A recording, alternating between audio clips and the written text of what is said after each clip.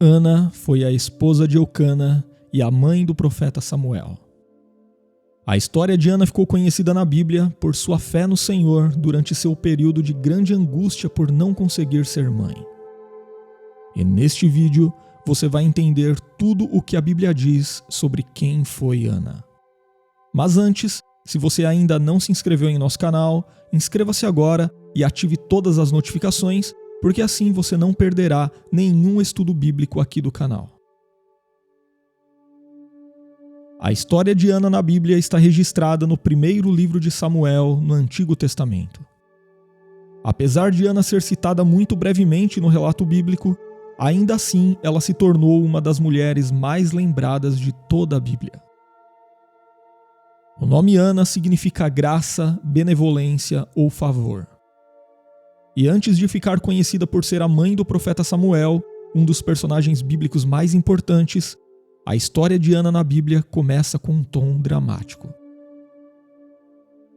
Nós sabemos que Ana era a esposa de Eucana, mas o problema é que Eucana também era casado com outra mulher chamada Penina. E embora Ana fosse a esposa favorita de Eucana, obviamente o convívio dentro daquela família não era nada fácil. Na verdade, embora a bigamia fosse algo comum nos tempos do Antigo Testamento, certamente esse não era o modelo ideal aprovado pelo Senhor para o casamento. Inclusive, na Bíblia não há um único exemplo de lar que praticava esse tipo de costume e não tinha qualquer problema de relacionamento nesse sentido. Desde Abraão, Sara e Agar, Jacó, Raquel e Lia, e a própria família de Eucana, Ana e Penina, fica muito claro na Bíblia que essa prática sempre foi seguida por muitos problemas familiares. Eucana, o chefe da família, era um levita da linhagem de Coate, mas que não estava na linhagem sacerdotal. Ele vivia numa região montanhosa de Efraim e era um homem temente a Deus que viajava regularmente a Siló para adorar o Senhor, pois desde o tempo de Josué o tabernáculo ficava naquele lugar. Alguns estudiosos acreditam que talvez Eucana tivesse se casado com uma segunda esposa, justamente porque sua querida esposa Ana era estéril. Se isso for verdade, então seu casamento com Penina tinha o propósito básico de gerar filhos na família. Seja como for, assim como na família de Jacó, a rivalidade dentro do lar de Eucana era constante, e os motivos para essa rivalidade eram basicamente os mesmos em toda a família que adotava esse modelo de relacionamento com mais de uma esposa. Geralmente a esposa que não gerava filhos era humilhada e duramente importunada pela esposa fértil. Assim acontecia com Ana, que frequentemente era atormentada por Penina. Outra fonte de atrito era o favoritismo do marido para com uma de suas esposas. Ana, apesar de ser estéril, era a esposa favorita de Eucana, assim como Raquel, que também era estéril, era a esposa favorita de Jacó, em detrimento a Lia. A questão da esterilidade, combinada à irritação por parte de Penina, faziam com que Ana ficasse profundamente angustiada, e por isso ela chorava e não se alimentava. E sobre isso, o texto bíblico diz: E sucedeu que no dia em que Eucana sacrificava, dava a ele porções a Penina, sua mulher, e a todos os seus filhos e a todas as suas filhas. Porém a Ana dava uma parte excelente, porque amava Ana, embora o Senhor lhe tivesse cerrado a madre. E a sua rival excessivamente a provocava para a irritar, porque o Senhor lhe tinha cerrado a madre. E assim fazia ele de ano em ano. E sempre que Ana subia à casa do Senhor, a outra a irritava. Por isso chorava e não comia. De acordo com o texto bíblico, parece que o marido de Ana era sempre muito atencioso com ela e tentava confortá-la como podia. O escritor bíblico registra a preocupação de Ana no versículo 8 do primeiro capítulo do livro de Samuel, onde ele escreve: Então Eucana, seu marido, lhe disse: Ana, por que choras? E por que não comes? E por que está mal o teu coração? Não te sou eu melhor do que 10 filhos? Todos os anos, Eucana levava sua família a Siló para cultuar ao Senhor. E em uma dessas jornadas a Siló, Ana foi até a porta do tabernáculo, e a Bíblia diz que com amargura de alma, ela orou ao Senhor e chorou abundantemente. Em sua oração, Ana pediu por um filho e fez um voto ao Senhor. Ana prometeu entregar seu filho ao Senhor por todos os dias da sua vida, e que sobre sua cabeça não passaria navalha. E essa última característica mostra que possivelmente se tratava de um voto de Nazireu.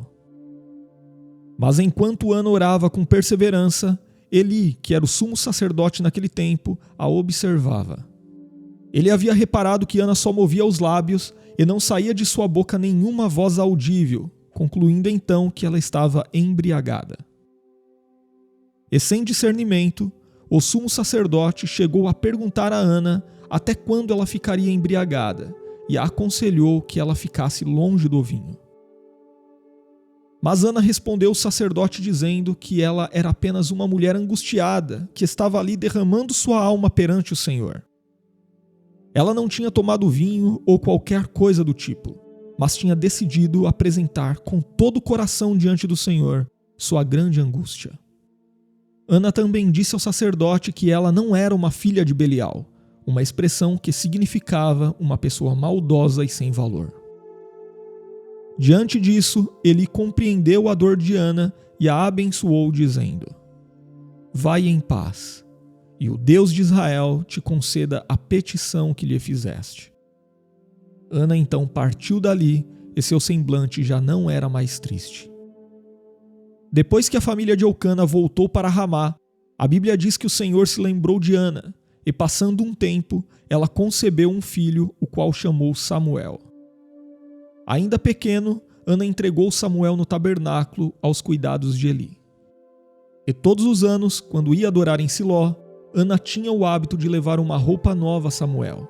E esse seu filho foi um dos homens mais notáveis da Bíblia, o qual é citado no livro do profeta Jeremias, num grau de importância semelhante a Moisés.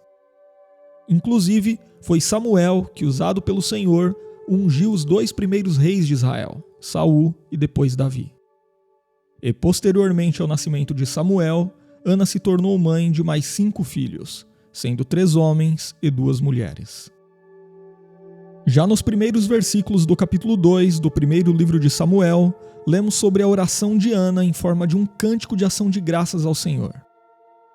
E o conteúdo desse cântico, sem dúvida, é muito significativo, porque nele Ana reconheceu a graça, o poder, a santidade e a soberania de Deus. E como uma oração, Ana declarou: O meu coração exulta ao Senhor. O meu poder está exaltado no Senhor. A minha boca se dilatou sobre os meus inimigos, porquanto me alegro na tua salvação. Não há santo como o Senhor, porque não há outro fora de ti, e rocha nenhuma há como nosso Deus. Não multipliqueis palavras de altivez, nem saiam coisas arrogantes da vossa boca. Porque o Senhor é o Deus de conhecimento, e por ele são as obras pesadas na balança. O arco dos fortes foi quebrado, e os que tropeçavam foram cingidos de força. Os fartos se alugaram por pão, e cessaram os famintos. Até a estéril deu à luz 7 filhos, e a que tinha muitos filhos enfraqueceu. O Senhor é o que tira a vida e a dá, faz descer a sepultura e faz tornar a subir dela. O Senhor empobrece e enriquece, humilha e também exalta. Levanta o pobre do pó, e desde o monturo exalta o necessitado, para o fazer assentar-se entre os príncipes, para o fazer herdar o trono de glória. Porque do Senhor são os alicerces da terra, e sobre eles estabeleceu o mundo. Ele guardará os pés dos seus santos, porém os ímpios ficarão mudos nas trevas, porque o homem não prevalecerá pela força. Os que contendem com o Senhor serão quebrantados, desde os céus trovejará contra eles. O Senhor julgará as extremidades da terra, e dará força ao seu rei, e exaltará o poder do seu ungido. A última frase desse cântico de Ana é muito interessante, pois mostra que, ainda que bem vagamente, em sua oração ela previu o aparecimento do ungido de Deus quando disse que o Senhor haveria de dar forças ao seu rei e exaltar o poder do seu ungido. O termo original traduzido como ungido nesse verso é o mesmo de onde vem a nossa palavra Messias. E no Cântico de Ana é a primeira vez que essa palavra aparece na Bíblia. E nós sabemos que o filho primogênito de Ana, Samuel, foi quem ungiu o jovem Davi da tribo de Judá a rei de Israel. E foi da linhagem de Davi que séculos depois se levantou aquele em quem finalmente se cumprem todas as promessas de salvação. O ungido do Senhor, o Rei dos Reis, cujo reino jamais passará. Jesus Cristo, o Filho de Deus. Inclusive, curiosamente, o Cântico de Ana possui muitas similaridades ao Cântico de Maria na ocasião em que o nascimento de Jesus lhe foi anunciado. E se você gostou de saber quem foi Ana na Bíblia, compartilhe este vídeo com outras pessoas, se inscreva em nosso canal e deixe o seu comentário falando o que você consegue aprender com a história de Ana.